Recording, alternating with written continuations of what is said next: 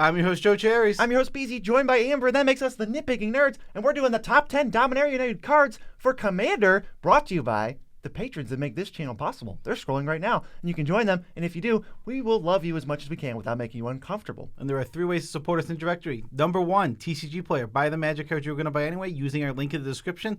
As long as you start with that link, you will be supporting the nerds. Same is true for Dragon Shield. EU and US link in the description. Get the best sleeves in the multiverse. Good sleeves. Nitpicking Nerds use them on all their decks. You want to be like us? Do it. And the shirts you see us wearing every video now, IntoTheAM, also an affiliate link you can use in the description. You'll get 10% off. And our sponsored is Maraschiello. We're sponsored by Maraschiello. There's going to be an ad somewhere in the video. You're just never going to be able to guess it, but put your time codes in the description. Humor us. There's no time codes in the description. Put them in the comments. And also, happy birthday to everyone whose birthday is today. Yes, so let's get into this video. Top 10 cards from the newest set, Dominaria United. Amber, you got to get out of the way.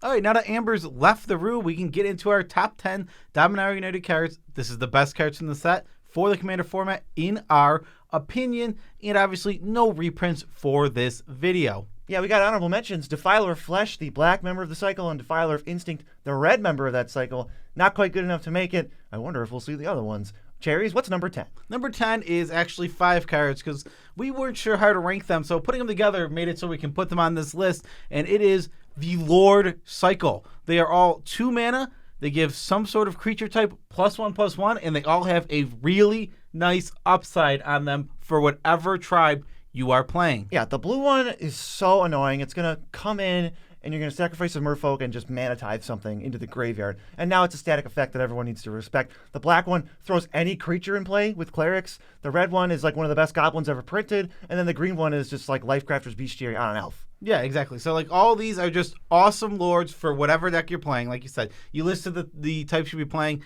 They all give +1/+1, which is a totally reasonable, decent effect, but usually you want a little more on those. These all got that. They all have that little more. These are all super playable lords within their clans. And there is a white one, but it's not that good. Yeah, the white one's totally reasonable, but not that great. Let's move on to number 9, which is Sheoldred the Apocalypse. This is a 4-mana 4/5 with Death Touch. Whenever you draw a card, gain 2 life. Whenever an opponent draws a card, they lose 2 life. Now, another thing worth mentioning right here is we're talking about in the 99 for all these cards. So a commander making it on here means we think it's a good card in the 99. This is something that I'm going to put in a deck where I want to slowly drain out my opponents, get all these little things. I might be playing Perforos in this deck as well. This little drain out so that I can eventually win because my deck is controlling, so it doesn't have the necessary attacks. It's going to work the board a lot. Sheoldred's going to fit well for that as a win con. Yeah, we talked about this card a lot already. It's not broken. It's not even remotely broken. It's totally fair. Like, oh, it's pretty good outside of a commander slot. Like, I might try it in my super fair Queen Marchesa deck because then I'll gain 4 life on the Monarch and they'll lose 4 life if they're the Monarch. It's like, okay, sure. Like, there's some cool stuff, but it's not going to win you the game. Yeah, exactly. I was thinking I'm building the new Zyra. Is that her name? Zero? Zero? It might go in like Nekusar too. Yeah, exactly. It's like these fair kind of grindy decks. Those are the kind of decks you want to play these in where you want to get that incremental value slowly over the game. It's also nice. Any attack meta, the life gain is going to be relevant. If you're in attacks matter, take that life gain. And if you're in combos are possible meta, that's combos are possible, air quotes meta, probably stay away from this. Yeah, Sheoldred's not going to be good in the combo meta, that's for sure. Yeah, you know what is going to be good in a combo meta? Because it doesn't matter what meta you're in. It's Moxfield.com. Dang, already? This early? What? It's a deck building website, and you go there and build your decks, except it's just so efficient and easy that you'll be done at half the time, and your deck's going to end up like twice as good. Yeah, you can go check out the Sheoldred list I brewed up. If you want to build Sheoldred, I built a whole Sheoldred deck with exactly how I would build it. I did leave out its combo because I didn't want Lich's Mastery. I left that combo out of the deck, but if you want a combo with Sheoldred, you can put Lich's Mastery in your deck on Mockfield.com. Just see the whole mana curve laid out of your deck. You can comment on it. You can play test it to see what's going on. You can see how many lands are going to be in your opening hands on average. There's just so many tools. Highly recommend using it before we even get to number 8. You should be using it. If I had to describe Moxfield in 2 words, I would describe it as chef's kiss. I would say pretty good. Pretty good. But time for the real number 8, which is Aether Channeler, 2 and a blue for a 2/1 ETB. You're going to return another non-land permanent to its owner's hand. You're going to draw a card or make a 1/1 bird with flying. This is basically just supercharged Manowar. If you're ever playing Manowar, don't do that. Play this thing instead, because not only does it bounce non-land permanents, which could lead to more disruption, bouncing 4, 5, 6 drops that they had to play that are like artifacts or something. But it's got so much versatility, you can just cycle it early, blink it later. Obviously, this is like a blink card. If you need a chump blocker, burb. Yeah, I think this is 100% a card you play in your Blink decks, but I think it's going to be a staple of Blink decks. Like, when you start building your next Brago deck, this is going to be a card you go to quickly. It's a really nice card early on your curve that you get out, and it's going to get incremental value as you flicker it over and over and over again. I think it's only... what keeps it so low is it's one type of deck, right? You only want to be playing this if you're going to flicker it and get its value over and over again. Other than that, you can avoid it. Yeah, I would probably, in a Blink deck, I could easily see you just replacing like a cantrip with this. Like, oh, cut Wall of Omens for this. You're still drawing a card if you want to, but it also does other things. Exactly, yeah, I agree with you 100% on that, because the versatility in this card is what makes it so good. The fact that it's removal, it turns all of your instant speed Blink into either card draw or chump blocker or bounce something. It's all of those, whatever one you need for the time. And the versatility, very, very strong in Commander. That's pretty sweet. Now we got to get to this Defiler cycle, Cherries. Finally. Yeah, it's number 7, and it's Defiler of Dreams. 3 blue for a Phyrexian Sphinx 4/3. It's got flying. As an additional cost to cast blue permanent spells, you may pay 2 life. Those spells cost blue less to cast if you paid life this way. This effect reduces only the mana amount of blue mana you pay. Whenever you cast a blue permanent spell, draw a card. Now, for all of these, what we have to consider is what color we're in. We want to be a heavy blue deck, and heavy blue decks aren't heavy on permanents. That being said, drawing a card whenever you cast a permanent is one of the strongest effects on these. Blue is what's keeping this thing down. Other than that, this card, absolutely amazing. So there's going to be really specific decks that will be really heavy on blue permanents that are going to love this card. Because when this card is good, it is amazing. It'll pop off. You will go, I'll play my Mystic Remora for 2 life, draw a card, and then maybe some little dork, like 1/1 unblockable for your whatever deck you're playing. This card has high potential.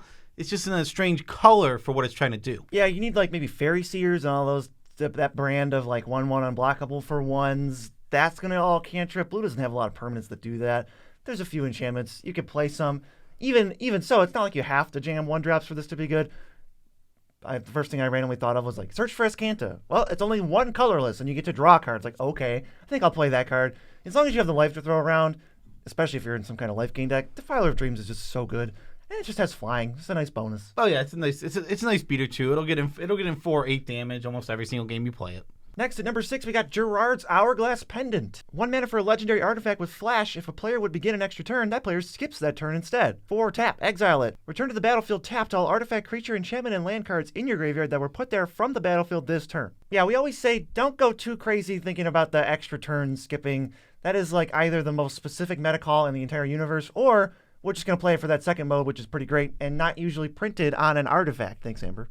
Yeah, exactly. We can take an effect that we can get like in white and put it into artifacts. Maybe we can get it in any deck. I think that this is for artifact-centric decks. I think Osgir, I think anything along those lines, where if you're playing KCI, this card probably goes along with it. Yeah, you just sack your entire board, get whatever profit you get from sacrificing them, and then you just bring them all back, and oh, guess what? Do it again. Yeah, exactly. So this card is super strong in any deck like that. Just make sure you care about the artifact. That's what the key to this card is, because we have this effect in other places, but when an artifact for your artifact deck makes this card 10 times better. Oh, yeah, and I love that it's just board wipe protection. Yeah, and also you want to hear the most gross thing you can do with this? If you control someone's turn with Emrakul, how it's worded, Emrakul takes their next turn, and they get an extra turn after that one, meaning if there is an Hourglass Pendant on the board, you just take their next turn, and then it goes to their extra turn.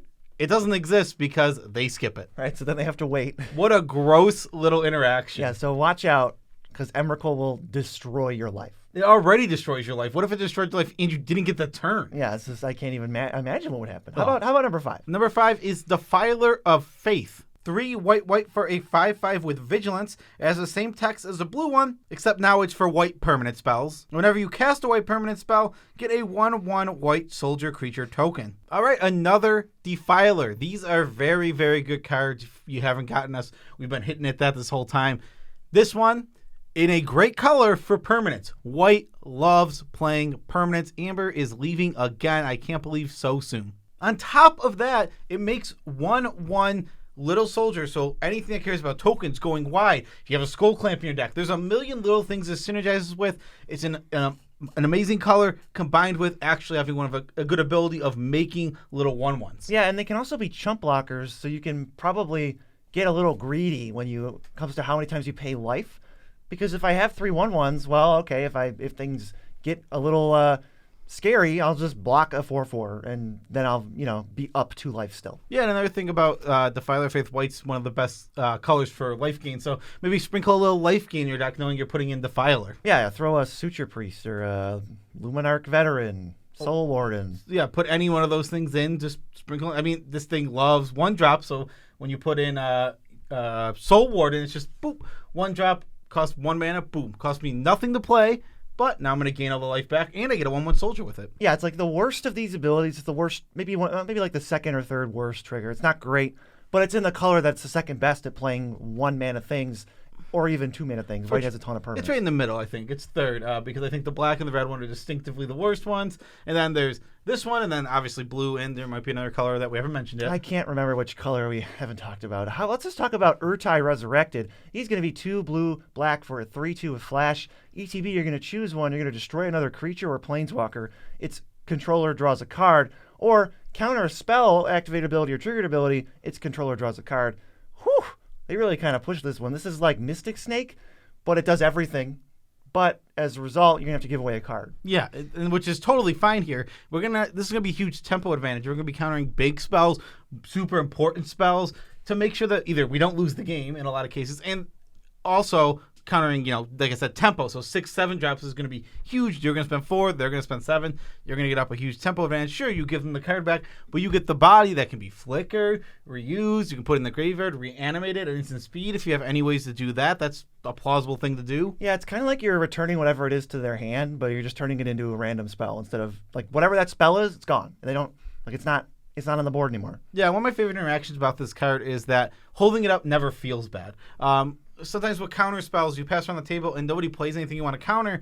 And if you don't have any other instance, which does happen sometimes, you end up in this awkward situation like, do I just forcibly counter the last spell here because I know this is going to be the last spell played, but it's not good, I don't want to counter it? Or do I just go to my turn and waste my mana?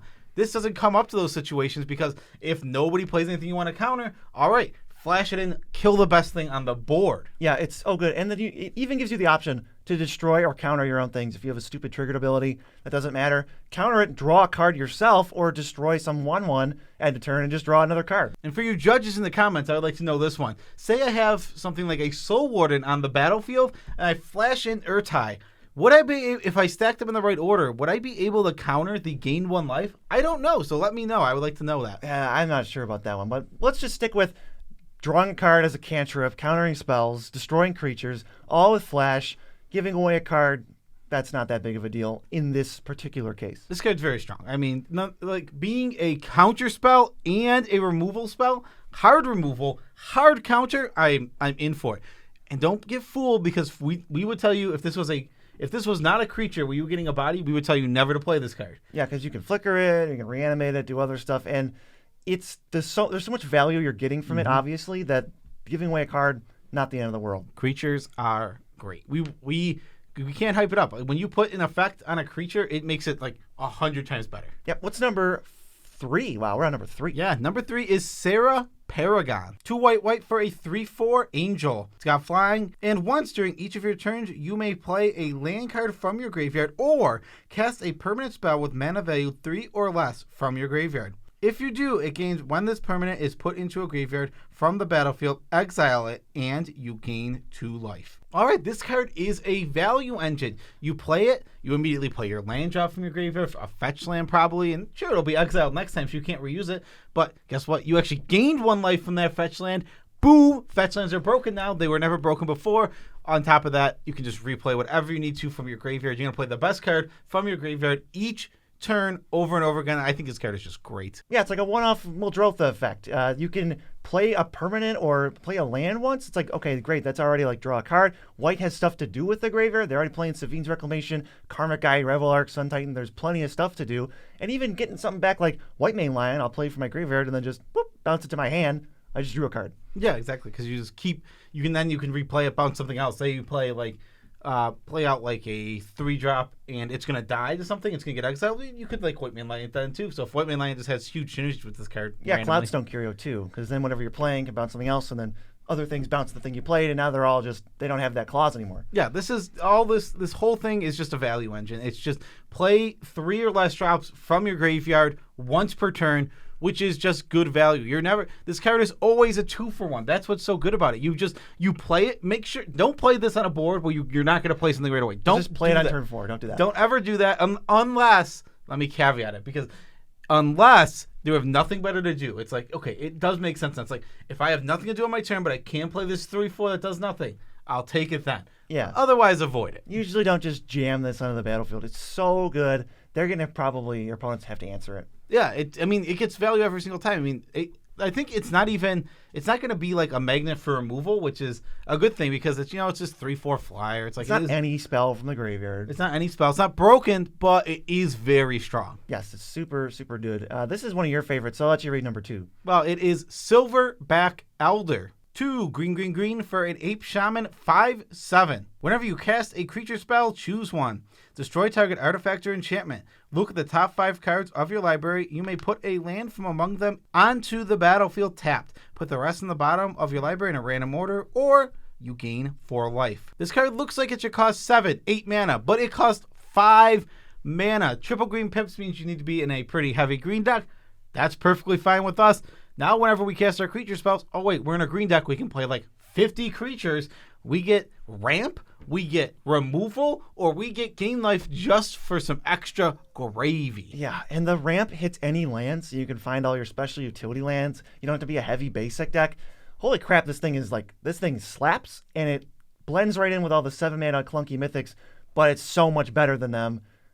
I feel like it's going to see a ton of play. Yeah, this card, it's super good. I think again, like I said, heavy green, you're in, because what heavy green deck isn't playing creatures? It's not a thing. Green is a creature-based color. That's what it does. So you're already going to have 30 creatures in almost every green deck you play. Just throw Silverback Elder in some of them, and you'll be happy. I was thinking about, because there's always a card I wanted to build is Goreclaw. I love that card. Ooh. And I've thought about it, and it's like, this is just another perfect addition. Green. It's like, oh my god. It's like, I can just get rid of the 2 green, boom, or just get rid of the 2, and then now it's just triple green. Oh, okay. That's pretty sweet. I mean, also, can't help but think that it helps find Nykthos and cost green. So that's a nice little bonus. Oh my god. It's just like, we keep saying on here, we've been saying for years on this channel, it's okay to play Mana Dorks. We have plenty of ways to have them in the late game replace themselves so that when you get board wiped, it's not the end of the world. Here's another one.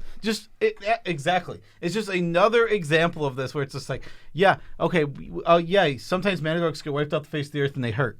But in the late game, oh my god, Mana Dorks actually do something compared to your Nature's. Now they're all Elvish Rejuvenators or Reclamation Sages. So awesome. This card is amazing. And it's so big. Why is it a 5/7? A lot of toughness. It's a lot. 5/7, 4/5. I'm in. This card's great. And if, you're talking about reducing its cost to green. What if it was just green? If we played number 1 on the list, Defiler of Vigor. 3 green for a 6/6 Trampler. It's got the green reduction caveat there, and then whenever you cast a green permanent spell, you put a +1/+1 counter on all your creatures. Yeah, green is the best color at having 1-drop green permanents. Obviously, this is one of the probably second best trigger to get aside from drawing a card. You're just gonna beat the crap out of people. This thing is a 6/6 trample and only gets bigger. This thing is silly. It is silly strong. I don't understand why it's already undercost. It's already a 6/6, and then the counters. This thing could have been like a 3/3 because, like, oh yeah, it's gonna get counters over time, and we'd still probably have it at number 1 here, even if it was a 3/3. No, it's a 6/6 for no good reason.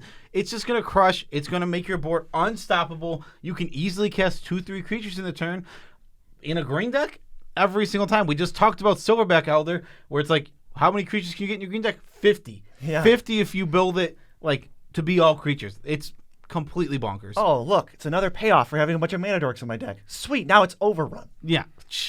Defiler Vigor is just, it's over the top. I mean, it's definitely the best card in the set. If you watched our set review, it's the only card that got over a B+. Yeah, it's the only card that got an A. This card is I can't wait to play it. I don't know what deck I'm going to put it in. Maybe I'll make that Goreclaw deck because this is also perfect. You love Goreclaw. I do love Goreclaw, but I have never made the deck. I do have it in my Maelstrom Wonder deck, but That's true. Maelstrom Wonder's 3 colors. I can't be having Defilers in my 3-color deck. No. I think you'll find there are dozens of decks that want Defiler Vigor. It's probably the number one card we recommend picking up. And if you're wondering what other cards that you might need to pick up from this set, we did a whole set review, which is right in the middle of the screen that you can go watch, and then now you know what we think about every relevant card in the set. Yeah, exactly. Peace out, Tribe Scouts.